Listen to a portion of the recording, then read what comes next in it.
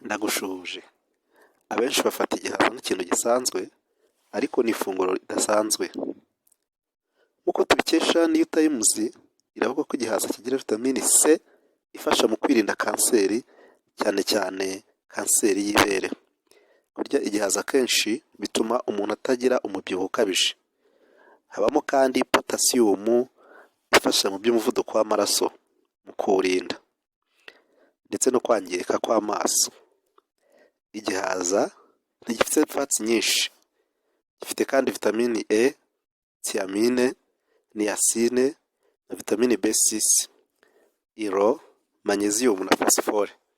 Mu buzima bwa buri munsi abantu babona igihaza nk'ikintu gisanzwe, ariko mu by'ukuri ndagushishikariza ko aho ukibonye wakwifuza kukirya kugira ngo ubuzima bwawe bukomeze bugende neza. Nibwira yuko twese dukeneye ifunguro nk'iryo ridasanzwe. Ndagushimiye kuba urebye iyi video kandi ukumva ibyo nkubwiye. Itagahita n'umusana.